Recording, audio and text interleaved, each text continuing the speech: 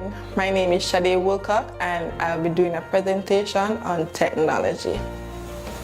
What I really want to look at though is how technological advancement has changed us as individuals and the society. Really though, technological advancement is inevitable. Technology will always be changing, always be growing. If you really take a look at what we had back in 2000, or phones or tablets or computers, all these gadgets are changing. But the change is not the problem, it's how we adjust to these changes and what we use them for. Well, there are positives and negatives to everything. So first, we're going to look at the positives to this. 1, businesses. 2, our market strategies. How we use these technologies to get customers, how we use them to advance our businesses. Remember, back in the days, we have to get out and go to a store to get a certain item. Now we have Amazon. We have all these online businesses that will help us worldwide. We use them to help us as individuals to advance our businesses. So we don't have to sit in one spot and try to find out how we're going to get something that is not in this location. So that is how it really helps with technology when you look at online business. So now, in today's society, today's day and age, we use social media for everything. If you look into the clothing business, every store is now online, and that is how they get wider range of customers, because young people focus more on technology and social media. That is also a positive, which is also a negative.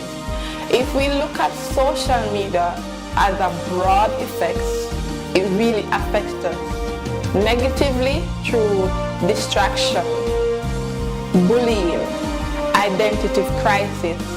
All these things are negative, which came from a positive, because we use this technology to help us to broaden our horizon with businesses, but at the same time it's really lessen us as an individual, because nobody tried to personally develop themselves now, because we have these technologies to use for everything. Different from our business though, it affects us negatively with today's society. As we go back to social media, the broader picture here, every individual now use social media, and it's bothering us with our identity crisis, because everybody wants to be like somebody. It also bothers us with our attention span. In classrooms, everybody is distracted. Nobody pays attention anymore. I can tell you that the attention span for individual is 29 seconds. You know what is 29 seconds? That is you glancing to your television and back and I already lost you. That's total distraction. By the time you start understanding something, you lose it, because with technology, everybody is tuned in. Then we lose everything. We are not personally developed, because with technology now you have simple keys that will help you spell a word. Nobody tries to learn anymore. Nobody tries to understand anymore. We have better means of communication. It's faster and more effective, but at the end of the day, we still need to try to communicate with each other better by not just sending IDK or WYD, and nobody really understands, or nobody gets to really learn how to spell no, the KNOW different from the NO, because everything is now abbreviated. Do you remember the first phone you had? Well, I remember my 3310 that was released in 2000. Back then we couldn't do anything but send calls, receive calls, and send simple text messages. Now, with our telephones, we can have face calls, we can set up video conferences, we have business meetings without moving from one location to another. and that is a great positivity towards it.